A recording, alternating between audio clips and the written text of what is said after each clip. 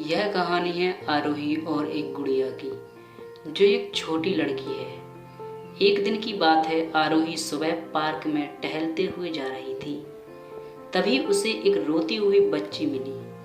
आरोही ने उससे रोने का कारण पूछा तो लड़की ने बताया कि वह जिस गुड़िया से खेल रही थी वह इसी पार्क में कहीं खो गई है। आरोही ने उस बच्ची को उसकी गुड़िया ढूंढ लाने का आश्वासन दिया, जिससे वह बच्ची चुप हो गई। आरोही ने गुड़िया ढूंढने के लिए समय मांगा और फिर दूसरे दिन गुड़िया लाने का वादा करके वहां से चली गई। पर गुड़िया ना तो आरोही को मिली और ना ही उस बच्ची को। आरोही ने गुड़िया की तरफ से एक काल्पनिक पत्र उस बच्ची को लिखा और जब वह बच्ची पार्क में गुड़िया पाने की आशा में आई तो आरोही ने वह पत्र बच्ची को पढ़कर सुनाया।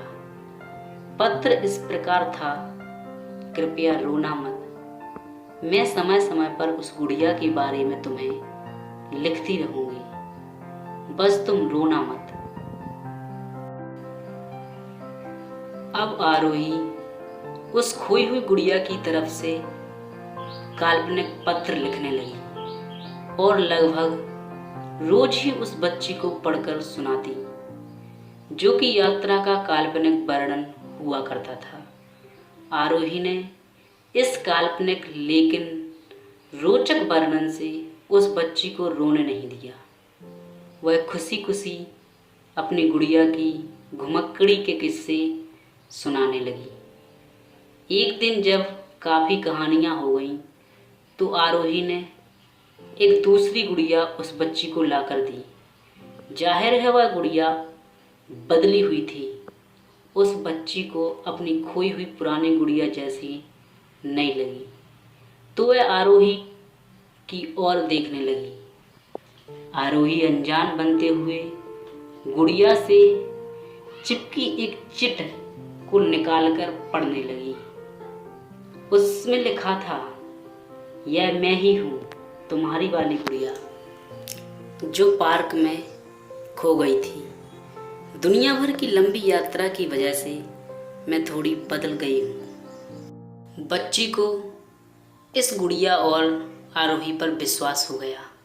वह गुड़िया लेकर घर चली गई। बरसों बाद जब वह बच्ची बड़ी हो गई तो एक दिन वह अपनी अलमारी में कुछ ढूंढ रही थी तो उसका ध्यान उसी गुड़िया पर गया जो आरोही ने उसे दी थी। बचपन की बातें याद करके वह हंसने लगी। उसे सब समझ आ चुका था कि आरोही ने कैसे उसका मन रखा। उसे उस गुड़िया पर फिर प्यार आने लगा। वह उसे बड़े गौर से देखने लगी। तभी उसकी नज़र गुड़िया की फ्रॉक की आस्तीन में छुपे एक छोटे से पत्र पे गई। उसने बड़ी व्याकुलता से वह पत्र निकाला और पढ़ने लगी। पत्र में संक्षेप में यह लिखा हुआ था, हर वह चीज जिससे तुम प्यार करते हो कभी ना कभी तुमसे खो जाएगी और जो तुम्हारे पास होगी वही तुम्हारे लिए सच्चे रूप में बनी रहेगी। रूप भले ही भिन्न होगा पर प्यार एकदम खालिस और अच्छा होगा। दोस्तों, आपको यह कहानी कैसी लगी आप हमें कमेंट में ज़रूर बताएं और ऐसे ही कहानियों के लिए आप हमारे इस चैनल को सब्सक्राइब जरूर करें।